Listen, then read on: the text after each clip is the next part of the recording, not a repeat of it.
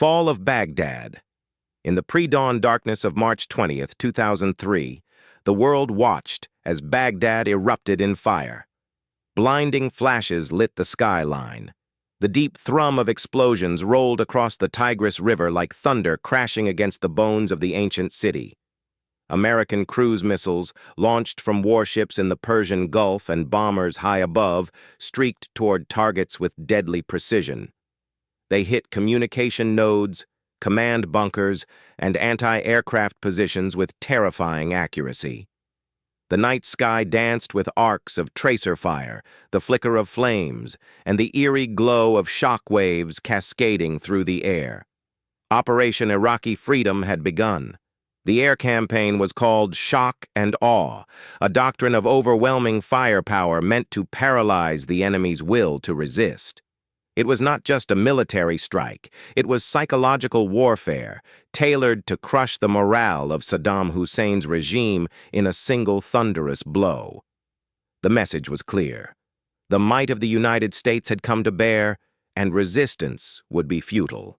Within hours, networks around the world carried images of Baghdad ablaze, the silhouettes of minarets flickering in the background, the skyline swallowed by smoke.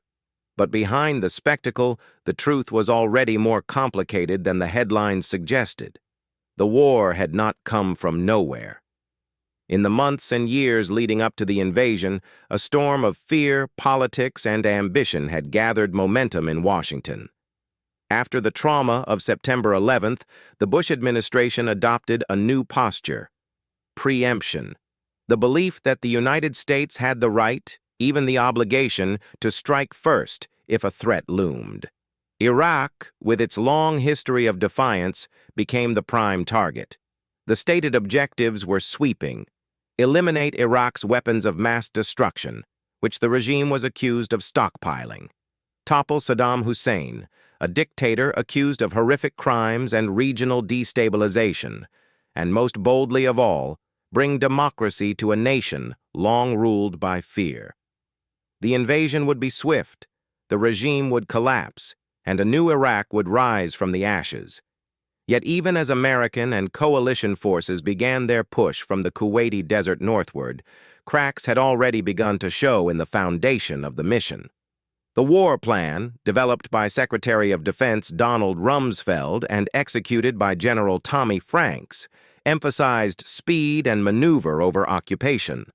The light footprint doctrine called for fewer troops, moving faster, striking harder. Heavy armor columns roared through the desert with breathtaking efficiency. M1, Abrams tanks, and Bradley fighting vehicles thundered forward. AH-64 Apache helicopters danced over the dunes, hunting Republican Guard positions. Navy jets launched from carriers miles offshore, delivering precise strikes deep into enemy lines. Resistance in those early days was sporadic and disorganized. Many Iraqi units melted away. Others fought hard, then disappeared into the cities, blending into civilian populations. In towns like Nasiriyah and Karbala, pockets of fierce fighting slowed the advance, but not for long. The American war machine was in motion, and it would not be stopped. As the U.S. Army's 3rd Infantry Division drove north along Highway 1 and Highway 8, supported by the 1st Marine Expeditionary Force, they passed through cities littered with the detritus of a shattered regime. Burned-out vehicles, abandoned uniforms, and graffiti scrawled in Arabic marked the road to Baghdad. The heat was oppressive. Dust clung to everything. And always, in the distance, the plume of another airstrike rising like a dark flower on the horizon. Then came Baghdad. In the first days of April, American forces began the final push into the Iraqi capital. The fighting intensified. Republican Guard units mounted a final, desperate defense. Urban combat broke out in neighborhoods once considered loyal to the regime. Buildings crumbled under artillery. Streets turned to rubble. U.S. tanks rolled through intersections once bustling with merchants and schoolchildren. On April 9, 2003, the statue of Saddam Hussein in Firdos Square was pulled down. The image would become iconic. Iraqis cheering as a towering bronze effigy of the dictator toppled to the pavement, its head torn off by a chain attached to an American armored vehicle. For the world watching, it looked like victory. And in a tactical sense, it was. The Iraqi military was broken. Saddam's government had evaporated. American soldiers stood on the palace grounds. The enemy had been routed in less than a month. No major U.S. city had been struck. No chemical weapons had been unleashed. The mission, at least on paper, had been accomplished. But something intangible had been missed. Something essential. While the U.S. command celebrated the rapid collapse of Saddam's regime, few had grasped what had truly happened. Iraq had not been conquered. It had imploded. The state apparatus, security forces, police, bureaucracies had ceased to function. The country was in free fall. Looters ransacked government buildings. Militias began to organize. Sectarian tensions, long held in check by brutal force, surged to the surface. The weapons of mass destruction? They were never found. The promises of a swift transition to democracy? They faded into chaos. In the place of tyranny, a power vacuum grew.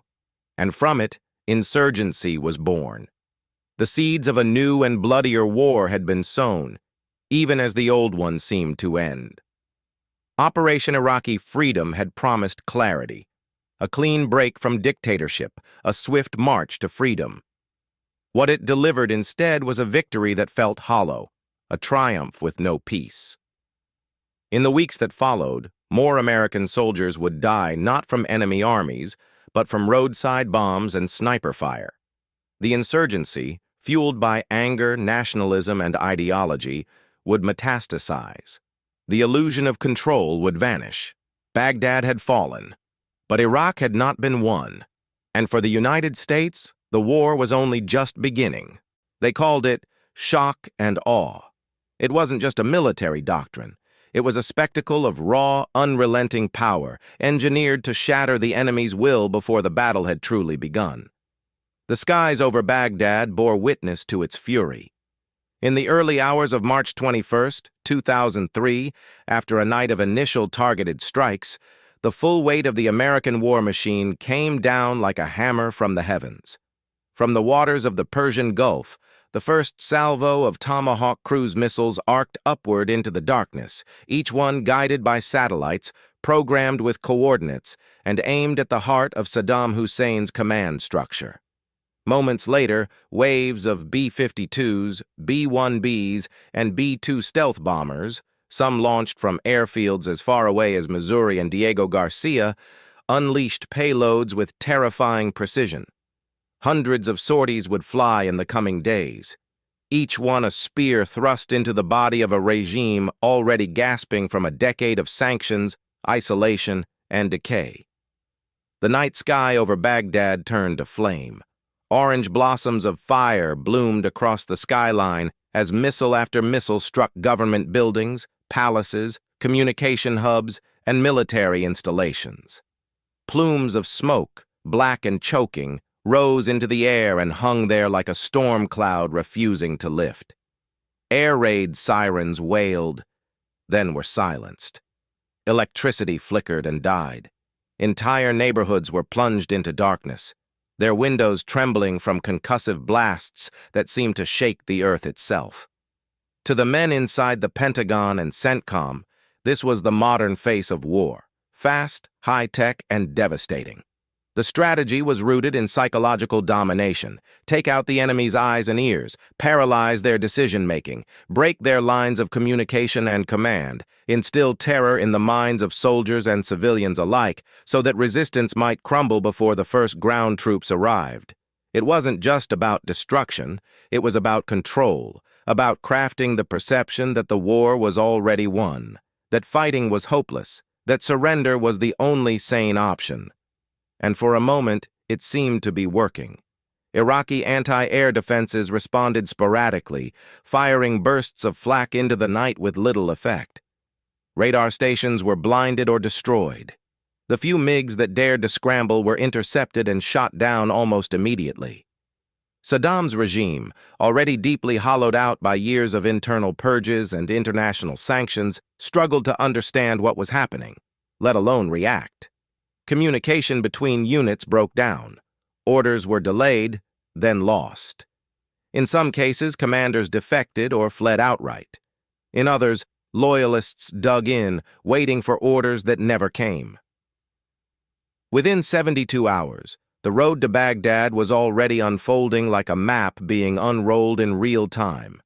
Coalition ground forces poured across the Kuwaiti border in twin thrusts. The U.S. Army's 3rd Infantry Division pushed northwest toward Karbala, while the U.S. Marines drove along the eastern corridor toward Nasiriyah and Basra. British forces, including the Royal Marines and the 7th Armored Brigade, secured the southern oil fields near Al-Faw and began tightening the noose around Basra, Iraq's second-largest city. The pace was relentless. Convoys of Humvees, tanks, and armored personnel carriers thundered down highways and dirt roads alike. Helicopters leapfrogged ahead to seize key crossroads and airfields.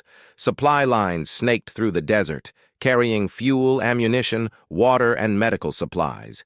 Embedded reporters broadcast the war live, cameras capturing the gleam of Abrams tanks in the desert sun, the nervous tension of Marines preparing to breach enemy positions, the eerie quiet of ghost towns abandoned in the wake of airstrikes.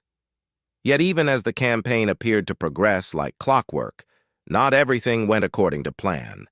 In Nasiriyah, a critical choke point along the Euphrates River, U.S. Marines ran into fierce resistance from Saddam loyalists and irregular Fedayeen fighters.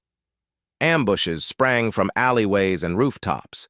The terrain turned from desert to urban jungle, deadly ground for modern mechanized units. A convoy from the 507th Maintenance Company took a wrong turn and was ambushed, resulting in several deaths and the capture of American soldiers, including Private Jessica Lynch. It was a sobering moment, a reminder that even in the face of superior firepower, war remained brutally unpredictable. Back in Baghdad, the bombings intensified. Night after night, the city shook under the weight of coordinated air assaults. The thunder of distant explosions became a kind of background noise for civilians huddled in basements or gathered beneath the crumbling arches of once grand buildings. Windows were taped to prevent shattering. Mothers whispered prayers. Children cried. The psychological toll was immeasurable. Still, the regime did not collapse overnight. Despite the scale of the onslaught, Saddam's inner circle remained elusive. State television continued to broadcast messages of defiance. Grainy footage showed Saddam walking among loyal officers, waving to crowds, though whether the footage was current remained unclear. Baghdad still functioned, if barely, and across Iraq, elements of the Republican Guard regrouped, preparing for a last stand. As the days passed and coalition forces continued their advance, they began to encounter a new kind of resistance. Not the organized battalions they had trained to fight, but irregular fighters, Fedayeen Saddam militias, and foreign jihadists slipping across porous borders. They operated in small cells, blending into civilian populations, launching hit-and-run attacks on convoys, ambushing supply lines, and disappearing into the streets and alleys. It was not yet the insurgency that would define the coming years, but the first shadows had begun to take shape. Still, by late March, major cities were under siege. Basra was surrounded. Najaf had fallen. Karbala's defenses began to crack, and Baghdad, the heart of Saddam's empire, was next. To military planners, shock and awe had achieved its initial objectives. The enemy's infrastructure was in tatters. Their command systems were fractured. Morale had crumbled in many sectors. Coalition casualties were relatively light. The campaign, at least from the air, had worked. But war does not end when the bombs stop falling. And even as Baghdad's skyline continued to glow with the fire of war, deeper forces were awakening: sectarian rifts, tribal grievances, ideological rage. that no missile could destroy. The storm had begun, and the real battle for Iraq was still to come. By the first week of April 2003, the outskirts of Baghdad shimmered in the desert haze, a city ancient and sprawling, weighed down by the burdens of dictatorship and war. U.S. forces, after weeks of rapid advance across southern and central Iraq, had finally reached the gates of the capital. What came next would be remembered not just as a military maneuver, but as a declaration, a blunt, roaring statement that the old order was collapsing in real time. They called it the Thunder Run. The 2nd Brigade of the U.S. Army's 3rd Infantry Division, led by Colonel David Perkins, was tasked with the boldest operation of the war so far, a high-speed armored assault straight into the heart of Baghdad. It would not be a cautious probing action, nor a methodical encirclement. Instead, over 1,000 American soldiers, supported by nearly 80 Abrams tanks, Bradley fighting vehicles, and Humvees, would punch directly into Saddam Hussein's capital, slamming through defenses and cutting straight to the regime's symbolic core. It was audacity backed by firepower, shock once again fused with speed. The stakes were high. Intelligence remained fragmented. No one knew exactly how many Iraqi forces remained in the city, or whether Saddam's elite Republican Guard had regrouped for a final stand. The possibility of an urban meat grinder loomed. Baghdad was a city of 5 million people, dense with alleys, high-rises, and subterranean bunkers. A slow, street-by-street clearing operation could take weeks, maybe months, and cost countless lives. But if the Thunder Run worked, if the Americans could reach the center, hold it, and return, it could psychologically gut what remained of Iraqi resistance. At dawn on April 5, 2003, the engines roared to life. The armored column surged forward from Baghdad International Airport, where U.S. forces had already established a tenuous beachhead. The early light glinted off the angular armor of Abrams tanks and the dust-coated barrels of Bradley guns. Gunners scanned rooftops and alleyways. Commanders barked orders over radios. Every man knew that once the Thunder Run began, there would be no turning back. They pushed forward at speed, punching into the city along Highway 8, a wide, exposed artery that offered little protection from ambush. Almost immediately, the fight began. Small arms fire pinged off hulls. Rocket-propelled grenades hissed through the air, striking buildings, overpasses, and occasionally the sides of vehicles. Iraqi fighters, including remnants of the Republican Guard and paramilitary Fedayeen Saddam units, had set up ambushes in intersections and alleyways, using taxis, buses, and burning cars as makeshift barricades. But it wasn't enough. The M1A1 Abrams tanks, nearly 70 tons of rolling steel, barreled through with unstoppable momentum. Their depleted uranium shells tore through buildings and enemy positions. Machine gunners on Bradleys poured fire into windows, balconies, and any structure that showed movement. Helicopters buzzed overhead, providing close air support. The city trembled beneath the thunder of tracks and the shock waves of explosions. Resistance was fierce, but fractured. Some Iraqi units fought desperately, hurling themselves into suicidal engagements. Others simply melted away, abandoning positions or surrendering outright.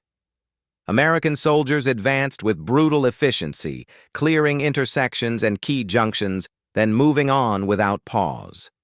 Speed was the lifeline. Linger too long, and the enemy could regroup, reinforce, or set up kill zones. The column pressed deeper, reaching the western edge of the Tigris River. Along the way, they struck government ministry buildings, Ba'ath Party offices, and known command posts. Satellite-guided munitions had already pounded many of these locations from above, but now the Americans were physically inside them, kicking down doors and pulling down portraits of Saddam. The city's psychological architecture, the omnipresent imagery of the dictator, began to fall apart, one mural and statue at a time. As they advanced, the column left behind a trail of destruction, but also confusion. Baghdad's defenders had never expected such a direct assault, and the rapid pace of the Thunder Run caused chaos within the regime's remaining communication networks. Some Iraqi commanders believed it was only a reconnaissance in force, a brief incursion meant to test defenses.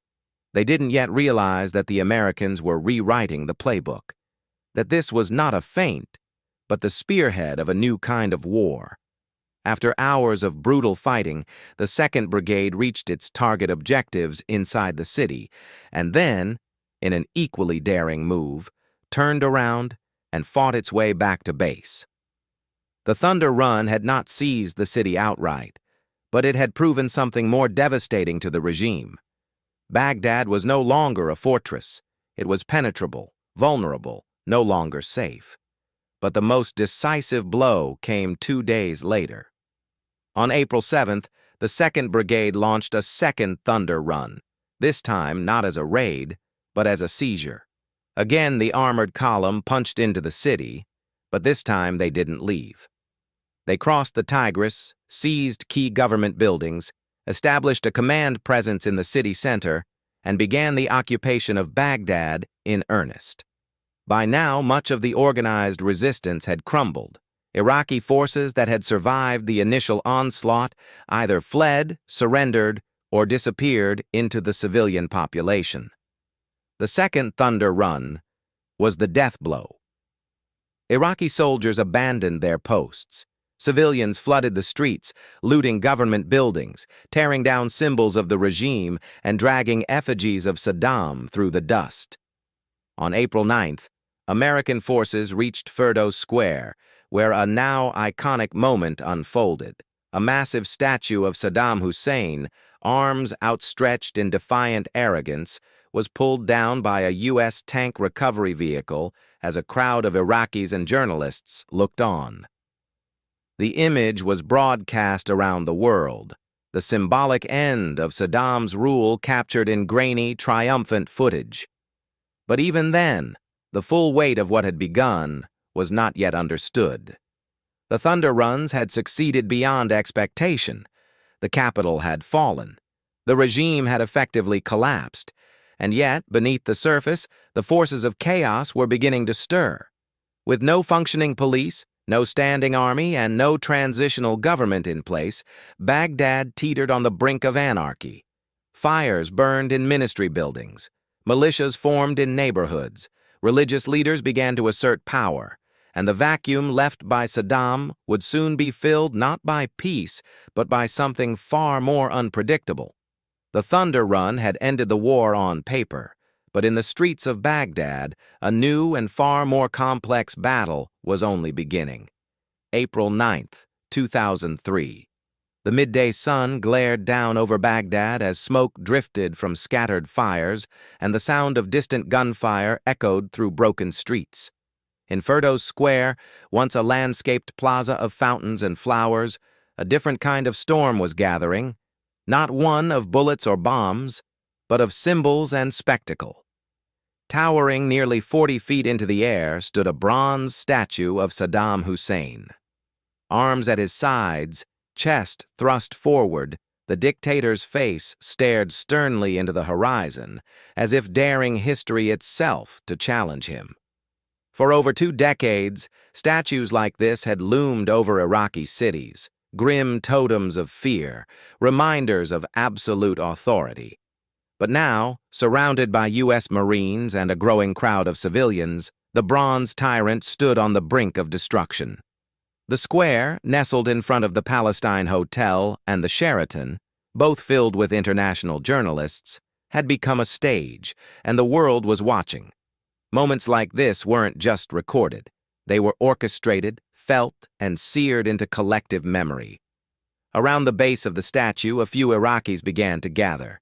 They shouted, cursed Saddam's name, and slapped the pedestal with their shoes, a grave insult in Arab culture. Others tied ropes around the statue's neck. They tugged and shouted, but the figure barely budged.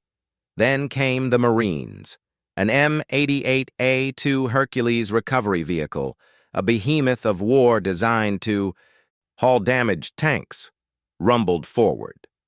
the Americans were cautious. They knew the cameras were rolling. Everything that happened here would be seen not just by the world, but by history itself. A Marine climbed up the vehicle's crane and threw a U.S. flag over Saddam's face. For a moment, the dictator's stern visage disappeared behind the stars and stripes. The symbolism was immediate and problematic. Iraqi civilians watching from the square shouted in protest.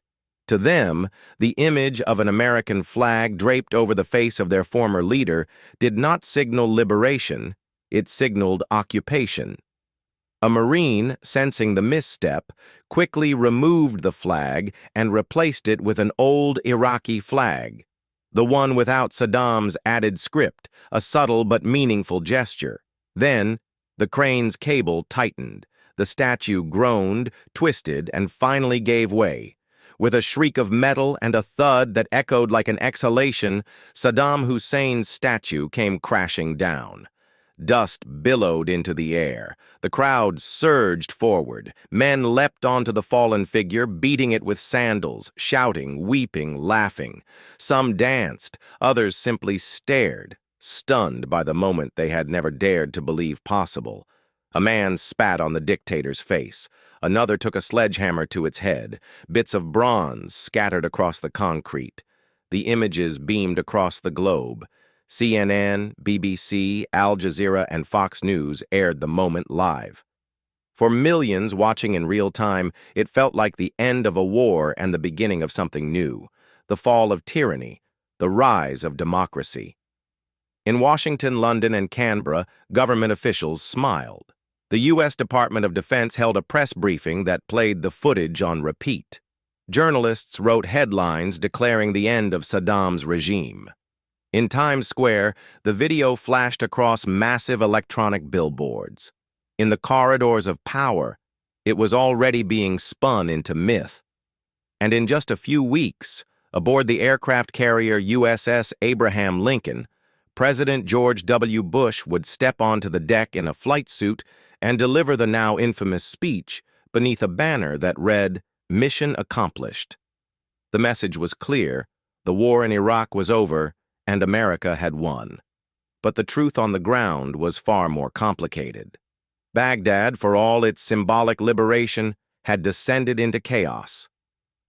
As the statue fell in Firdos Square, so too did the last remnants of centralized control. Government ministries burned. Looters ransacked hospitals, schools, and museums. Priceless Mesopotamian artifacts disappeared into the black market. Police stations were abandoned, their inmates released, their weapons stolen. Neighborhoods organized their own militias. Religious leaders began to assert political authority. The Iraqi army had disintegrated, not defeated. Its soldiers simply went home, their uniforms buried, their weapons kept close. In the vacuum, 1,000 different agendas rose. Shiite clerics, long repressed by Saddam's Sunni-dominated regime, saw an opportunity to reshape Iraq's future. Sunni nationalists feared retribution. Kurds in the north solidified autonomy. And lurking beneath it all was a bitter truth. The Americans had no real plan for what came next. The Coalition Provisional Authority, hastily formed to govern Iraq, issued sweeping orders that would soon unravel the country. The de-Baathification policy purged thousands of teachers, bureaucrats, and technocrats simply because they had once been affiliated with Saddam's Ba'ath Party, even if only nominally, as was often required to hold any public job. Then came the disbandment of the Iraqi military. Hundreds of thousands of trained soldiers were left unemployed, humiliated, and angry, with weapons, skills, and nowhere to go. The moment in Firdos Square had been real. It had been powerful, but it was also a mirage, a symbol of victory that obscured the simmering instability beneath. As the months unfolded, insurgency exploded across the country. Roadside bombs, IED, began to tear through U.S. convoys. Armed militias clashed in alleys and cities. Al-Qaeda in Iraq, once non-existent, emerged with brutal efficiency. turning the country into a battlefield of sectarian slaughter and guerrilla war. Fallujah, Najaf, Sadr City, names that would come to define a new phase of war, one far bloodier and more complicated than the invasion itself. The fall of the statue had marked the end of Saddam's regime. But it did not mark peace.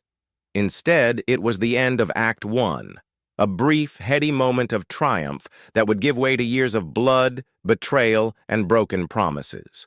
For Iraqis, the day the statue fell was a day of profound emotion, joy for some, humiliation for others, uncertainty for all.